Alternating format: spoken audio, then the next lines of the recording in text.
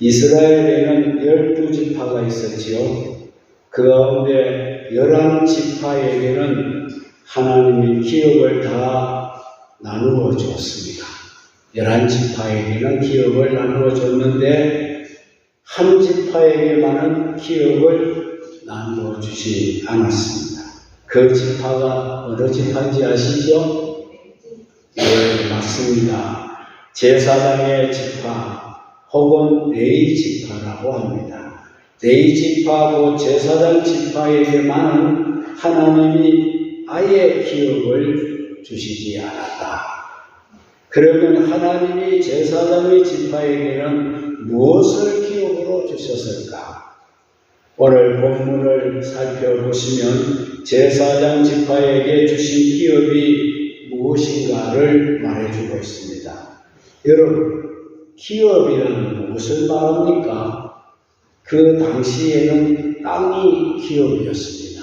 가나안 땅을 정복해서 그걸 11개로 나누어서 각 지파에마다 하나씩 주었습니다.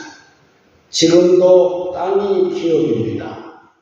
땅을 많이 소유하고 있는 사람은 부자라는 생각을 합니다.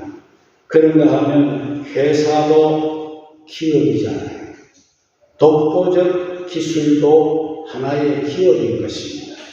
그런가 하면 성경에도 보면 자식도 기업이라고 했습니다.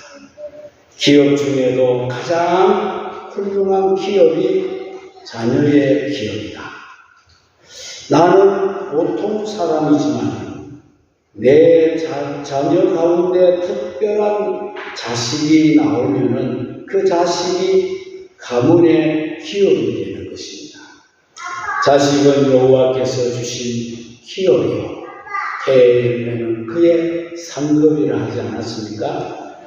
우리 믿는 사람들에게는 자녀가 잘 되는 것이 최고의 기업이라고 생각합니다. 예를 들어서 말씀드리는 겁니다. 손흥민 같은 아들 한 명만 낳으면 대기업 부럽지 않습니까?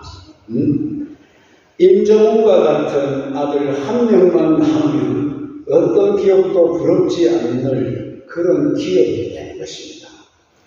누가 성공한 기업가이겠습니까? 아들이 혹은 딸이 부모보다 더 유명한 사람이 되는 이것이 가문의 기업이라는 것입니다. 아들이 아버지보다 훨씬 낫다. 그 소리를 들으면 그 사람은 성공한 사람이에요.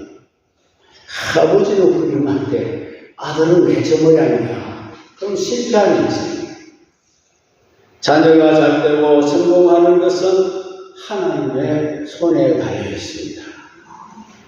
제 후배 목사님 중에 한 분은 저 지리산 산골에 고향을 둔 분이 있는데 그 목사님이 혼자 일찍이 서울에 올라와서 직장을 다니면서 공부를 했습니다. 그리고 우리 총신대학에 들어오고 목사가 되어서 자그마한 상가 건물을 하나 임대를 해서 개척을 했습니다. 봉천동에서 지금도 그 건물에 그대로 개척을 하고 있습니다.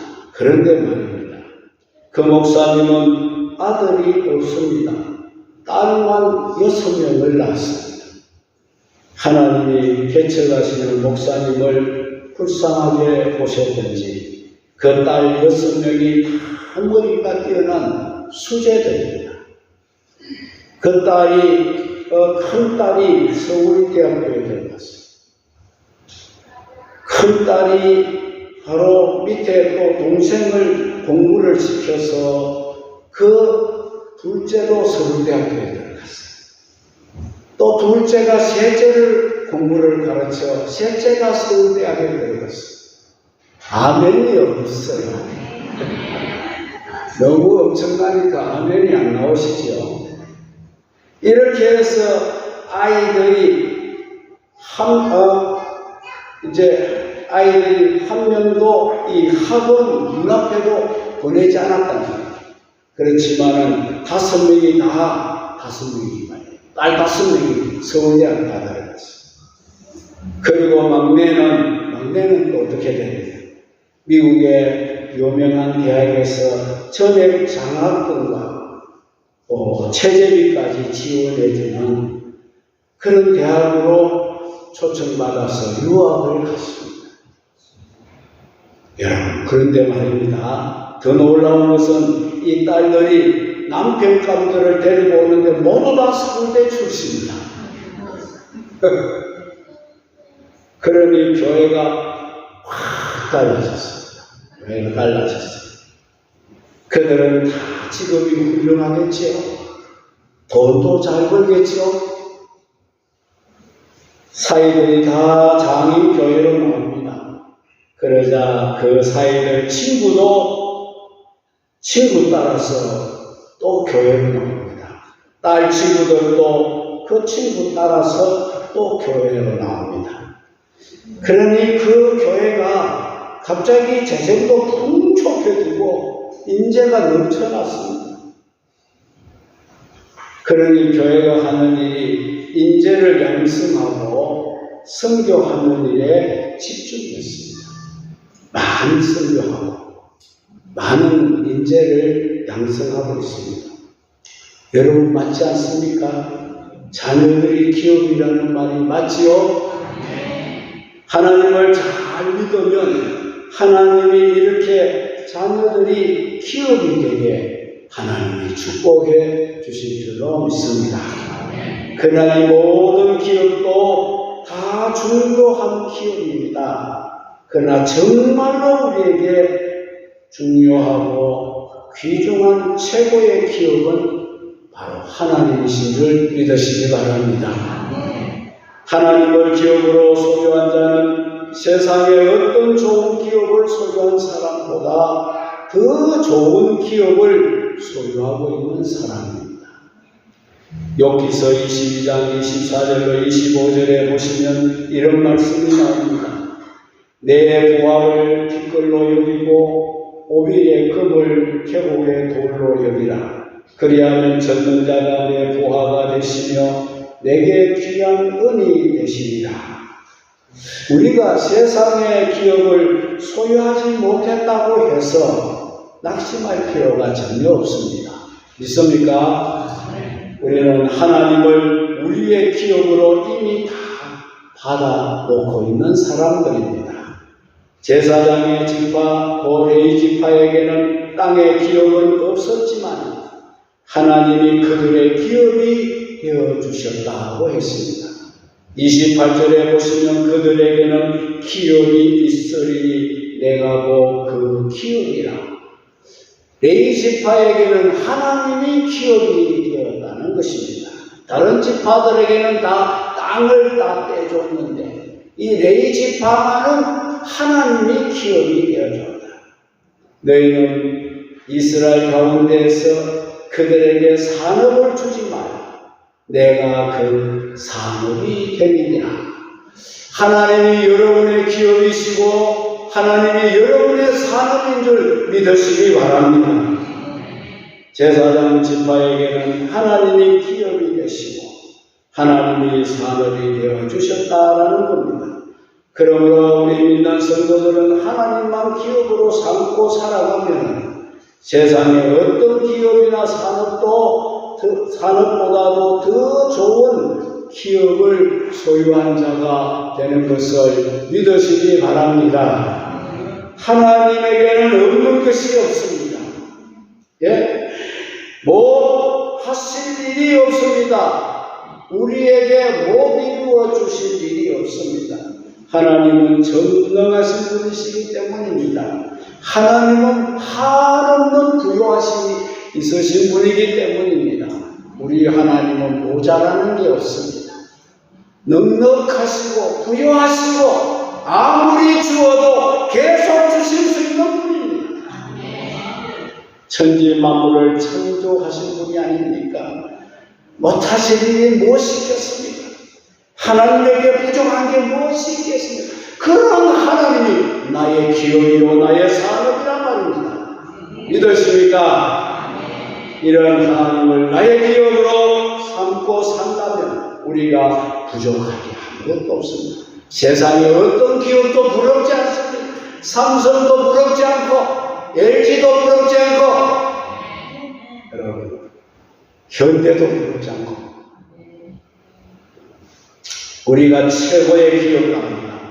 우리가 하나님을 기업으로 얻기 위해 노력한 것이 없습니다. 내가 하나님을 기업으로 내가 삼아야 되겠다. 내가 노력한 게 없습니다. 그저 하나님이 우리에게 그저 선물로 주셨습니다. 믿으십니까? 지금도 노력할 필요는 없습니다. 하나님이 주시는 겁니다. 이미 우리는 하나님을 기업으로 삼고 살아가고 있습니다. 그런데 우리가 그런 사람이라는 사실을 인지를 못하고 깨닫지 못하고 산다는 이것이 우리에게 큰 문제라는 거예요. 나는 이렇게 어마어마한 기업의 소유자라는 것을 깨닫지 못하는 것, 이게 문제입니다.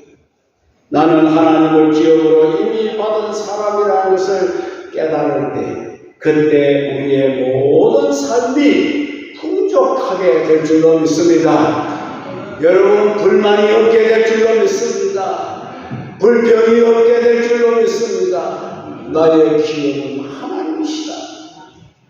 현대보다도 낫고 삼성보다도 낫고 LG보다도 나은 그런 기업이 내가 기업을 소유했다. 이거 마음 하나 가지면은 여러분들이 불평 불만이 없을 줄로 믿습니다. 나는 하나님을 기업으로 이미 받은 사람이라는 것을 깨달을 때 그때 우리의 모든 삶이 그때 여러분 풍족하게 될 줄로 믿습니다.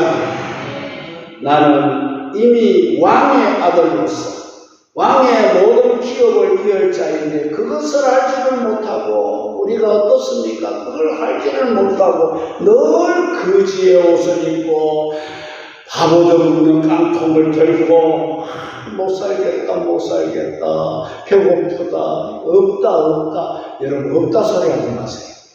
없다 하면 진짜 없어져요. 없어도 있다 그러세요. 아시겠습니까? 예수 안에 있습니다. 하나님 안에 있습니다. 이러면 그 사람은 있는 사람이 되는 것입니다. 이제 우리가 깨달아야 합니다.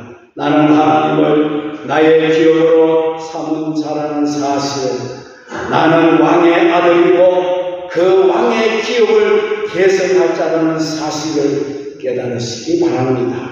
그러면 그날로 우리의 삶이 행복해질 줄로 믿습니다. 그러므로 이 시간부터 나는 하나님을 기업으로 받은 왕같은 제사장이라 이걸 확고하게 믿고 의심하지 마시기를 바랍니다. 세상의 기업들을 부러워하지 마시기 바랍니다. 다른 사람이 가지고 있는 거 보고 부러워하든지 하거나 질투하지 마시기 바랍니다. 내가 가진 기업이 더 좋다. 할렐루야.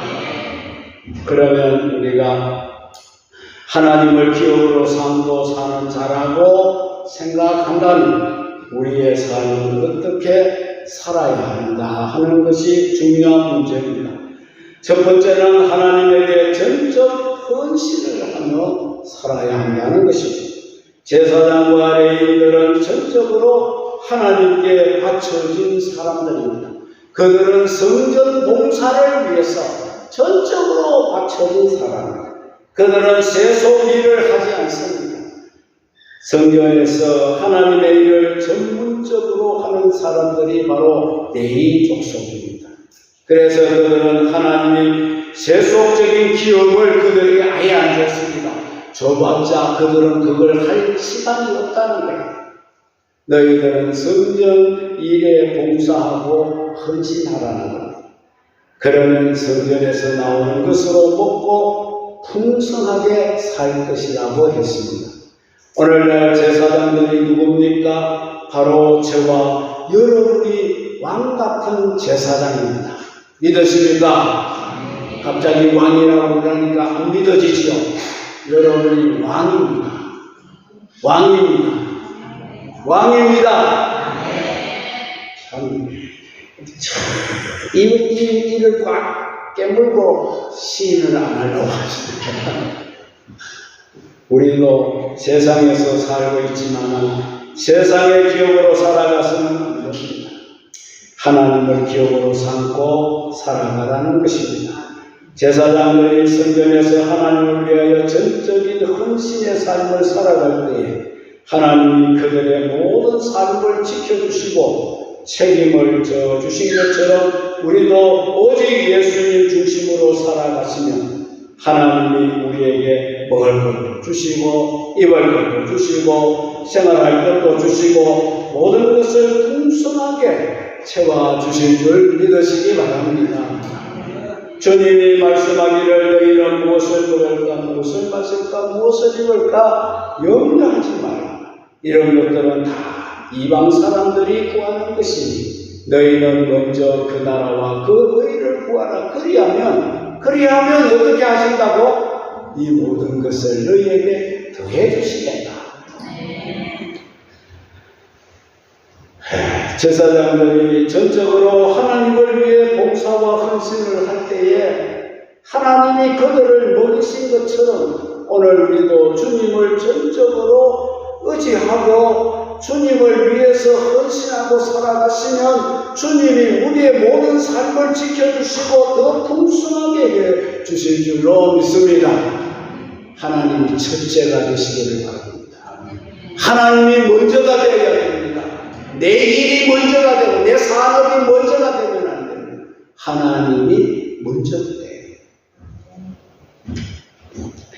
옛날이나 지금이나 누구든지 주님에게 헌신한 사람들은 하나님이 풍성한 복을 내려주셔서 부족함이 없는 삶을 살아가도록 하셨습니다.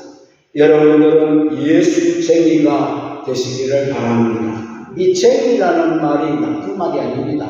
쟁이라는 것은 전문가라는 것입니다. 우리는 예수님을 믿는 일에 뭐가 되어야 돼요? 전문가가 되어야 됩니다. 하나님에 대해서 전문가가 되어야 됩니다. 중간에 머뭇거리는 자가 되지 말고 확실하게 예수님 편에 속하여 완전하게 예수님 쪽으로 옮겨놓고 우리의 삶을 다 옮겨놓고 오직 주님을 전문적으로 연구하고 주님을 전문적으로 믿고 살아가야 한다는 것입니다. 이럴 때 하나님도 우리에게 아낌없는 복을 내려주실 줄로 믿습니다. 양다리 걸쳐놓고 중간에서 머뭇거리면 이것도 안 되고 저것도 안 됩니다. 정말 예수님이 나의 사명이고 하나님이 나의 이제 기업이라면 내가 그분에게 한번 올인을 해보자. 하나님께 올인하십시오. 그러면 하나님이 지켜주십니다. 사람들이 당신이 잘하는 일이 뭔가 그렇게 물을 때에 우리는 나는 예수를 전문적으로 믿는 일을 잘하고 있다. 이렇게 말할 수 있기를 바랍니다. 여러분, 무슨 일에나 자기가 가지고 있는 전문성 한 가지만 갖고 있으면 그 사람은 그 한 가지로 평생 먹고 삽니다. 제가 어릴 때 머리를 깎아주던 우리 동네 이발사 청년, 그때 결혼 안 했으니까 청년이겠죠. 청년 그분은요. 제인데 그 어린 소리인데 그런 이야기예요. 야, 너는 커서 뭐 해서 먹고 살 거냐? 나는 이 가위하고 빛 하나만 있으면 천국 어디로 가도 나 먹고 살 수 있다. 그렇죠?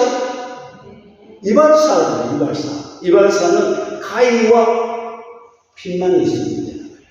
어디 가도 먹고 살아. 여러분들도 여러 가지 하려고 하면 안 됩니다. 한 가지만 잘하십시오. 그러면 먹고 삽니다. 그 한 가지로. 하나님을 전문적으로 믿고 헌신하는 사람은 얼마나 더 잘 되겠습니까? 나는 아무것도 할 줄 모릅니다. 그러면 예수님을 전문적으로 잘 믿고 봉사할 수 있기를 바랍니다. 그렇게 하면 세상에서 어떤 전문가들보다도 여러분들이 더 잘 되고 더 성공할 줄로 믿습니다. 그런데 우리가 기차를 타고 여행을 하다 보면 기차가 어느 역에 도착을 하게 되면 연구원이 망치 하나를 들고 나와서 정차되어 있는 기차의 바퀴를 이렇게 두드리고 있는 사람들을 보신 적이 있을 겁니다. 왜 저 바퀴를 저렇게 작은 망치 가지고 두드리는가? 그 사람들은 그 망치 하나로 먹고 사는 사람들이에요. 다른 일은 하지 않습니다. 기차가 들어오면 망치로 기차의 바퀴를 두드려 보고 기차의 상태를 파악하는 전문가들입니다. 그 사람들은 망치 하나만 들고 있으면 월급이 착착 나옵니다. 오늘 우리는 예수를 믿는 전문가가 되면 거기서 모든 것이 나올 줄로 믿으시기 바랍니다. 그러므로 여러분들도 모두 다 예수 전문가가 되시기를 바랍니다. 예수에 대해서 말하라고 하면 청산유수처럼 나와요. 그러면 그 사람은 거기서 모든 게 다 나옵니다. 안 나오면 저희들 오십시오. 두 번째는 하나님을 기업으로 삼은 자는 하나님의 뜻을 수행해야 된다는 것입니다. 하나님의 뜻이 무엇입니까? 요한복음 6장 40절에 보니 내 아버지 뜻은 아들을 보고 믿는 자마다 영생을 얻는 이것이니 마지막 날에 내가 이를 다시 살리리라 하시니라. 하나님의 뜻은 사람들이 예수 믿고 영생 얻는 것이 하나님의 뜻이라는 거예요. 즉 하나님을 기업으로 삼은 사람은 영혼 구원을 위해서 최선을 다하는 말입니다. 하나님의 뜻은 우리가 복음을 위하여 복음을 전하여 많은 사람들이 예수님에게로 돌아오고 예수를 믿고 영생 얻도록 하는 이것이 바로 하나님의 뜻을 수행하는 일인 것을 믿으시기 바랍니다.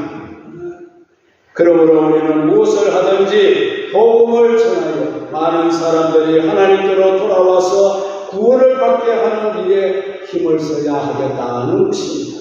세상에서 어떤 일을 하든지 그 목적은 복음을 전하여 많은 사람들을 예수 믿게 하여 영생 얻도록 하는 일에 그 목표를 두고 우리가 일을 해야 한다는 것입니다.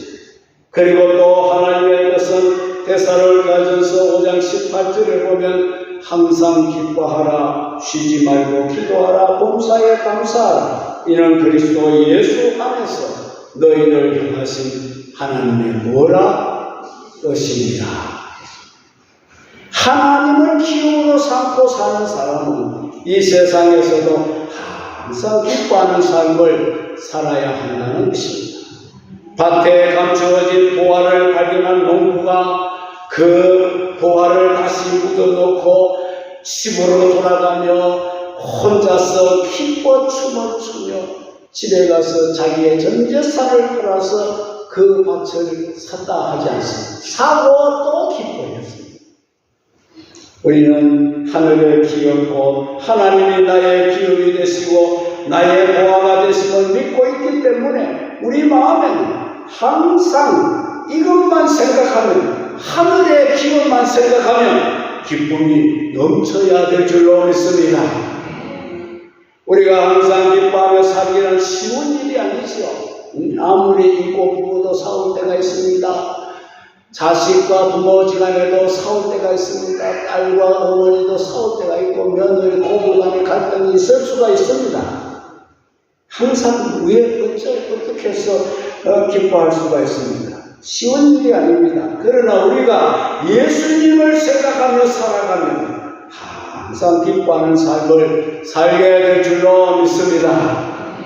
예수님은 우리에게 기쁨을 주시는 평강의 왕이시기 때문입니다. 그래서 모든 주님은 내가 너에게 평강을 주노니 내가 주는 평강은 세상이 주는 것과 같이 아니하니라. 세상이 우리에게 주는 기쁨은 말초 신경을 자극시키는 기쁨이지만 주님이 우리에게 주시는 기쁨은 우리 속에서 흘러넘치는 샘물 같은 기쁨을 주시게 될 줄로 믿습니다. 이런 기쁨 속에서 항상 살아가는 그것이 바로 하나님의 뜻이라는 겁니다. 오늘부터는 얼굴을 활짝 핍시다.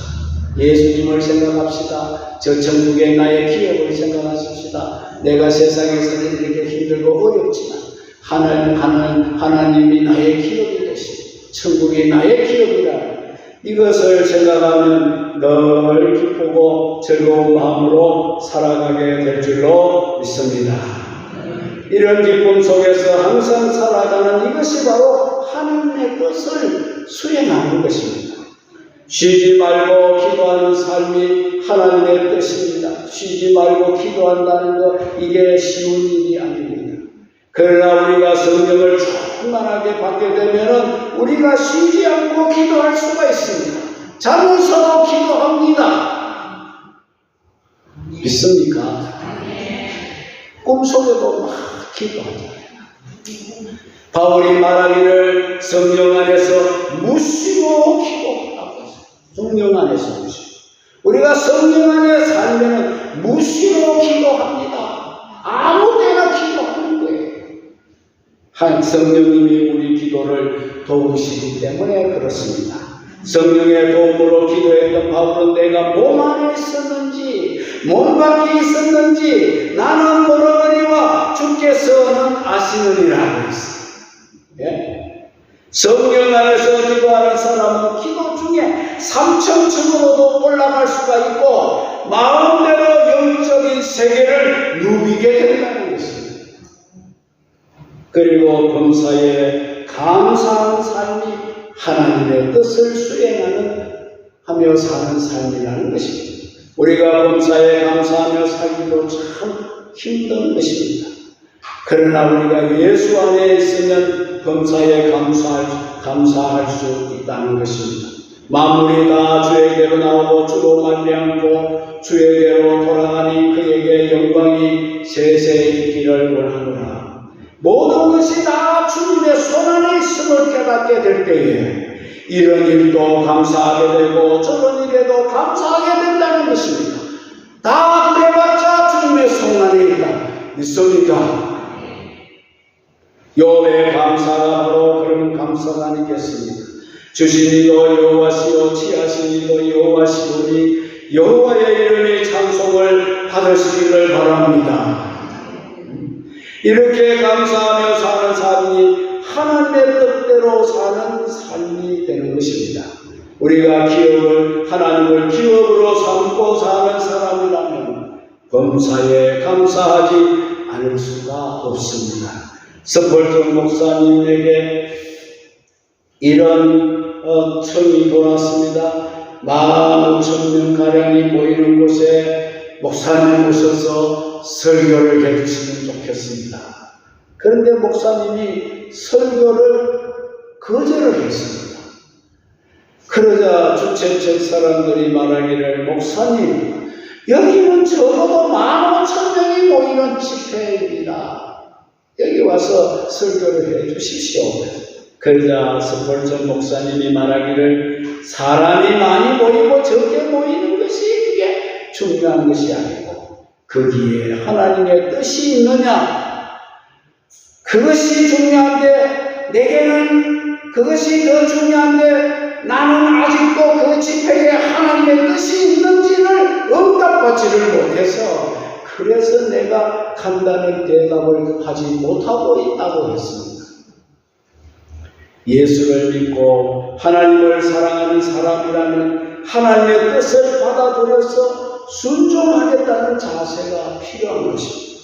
하나님의 뜻이라면 내가 손해를 봐도 고통이 따른다 하더라도 어려움이 닥친다 하더라도 순종하겠다는 이 마음의 각오와 헌신이 있을 때 하나님이 그런 사람을 인정하시고 인도하시게 될 것을 믿습니다. 그러므로 주님의 뜻이라면 그것이 불속이라도 그것이 물속이라도 감옥이라도 사막이라도 어디든지 갈 수 있다는 사람이 돼야 진정한 하나님의 사람이라는 것입니다. 이제 마지막으로 하나님을 기업으로 삼은 사람은 하나님으로부터 복을 받아 누린다는 것입니다. 30절에 보면 각종 처음 익은 열매와 너희 모든 예물 중에 각종 그 제물을 대제사장에게 돌리고 너희가 또 천밀가루를 제사장에게 주어 그들에게 내 집에 복이 내리도록 하게 하라고 했습니다. 하나님을 기업으로 삼는 사람에게는 하나님이 복을 내려주시겠다는 겁니다. 창세기 24장 35절에 하나님께서 나의 주인에게 크게 복을 내리시어 크게 장성하게 하시되 소와 양과 은금과 종들과 낙타와 나귀를 그에게 많이 주셨다, 이렇게 말씀했습니다. 아브라함이 자기의 기업이 있는 밧단 아람을 떠나서 하나님을 자기 기업으로 삼고 하나님이 지시하는 가나안 땅으로 갔을 때 하나님이 그에게 복을 내려주셨습니다. 그를 장성하게 하시고 소가 많게 하시고 양도 많게 하시고 은금도 풍부하게 하시고 종들과 낙타와 나귀도 많게 하셨다. 많게 해주신다는 것을 믿으시기 바랍니다. 세상 기업을 버리고 하나님을 자기 기업으로 삼았던 아브라함에게는 하나님은 세상에서도 많은 복을 내려주셨다는 겁니다. 지금 우리에게도 마찬가지입니다. 우리가 하나님을 나의 기업으로 삼고 오직 하나님만 섬기며 살게 되면 하나님은 우리에게 더 많은 복을 내려주실 줄로 믿습니다. 기름진 하란 땅을 버리고 척박한 가나안 땅을 찾아갔으나 하나님은 아브라함을 땅에서도 거부가 되게 하시고 그 자손들을 하늘의 별수와 같이 해변의 모래수와 같이 많게 하시는 번창하는 복을 내려주셨습니다. 지금도 하나님은 하나님을 기업으로 삼은 성도들에게 끊임없는 복을 내려주실 줄로 믿습니다. 그러므로 언제나 우리는 하나님을 기업으로 삼고 그 하나님에게 헌신을 다하시기 바랍니다. 그리고 하나님의 뜻을 수행하며 살아가시기를 바랍니다. 그리고 우리가 하나님 복을 받아 누리게 될 줄로 믿으시기 바랍니다. 세상에 기업이 없다고 나는 집도 없고 땅도 없고 나는 아무것도 없다, 나에게는 기업이 없다, 낙심하지 마시고 좌절하지 마시고 하나님이 나의 기업이 되어주셨다, 이 사실을 깨닫고 감사하시기를 바랍니다. 하나님을 기업으로 받은 성도는 세상에서도 많은 복을 누리게 될 것입니다. 그래서 우리는 금생과 내생에 복을 많이 받아서 누리는 그런 복된 성도가 될 수 있기를 주의 이름으로 축원합니다.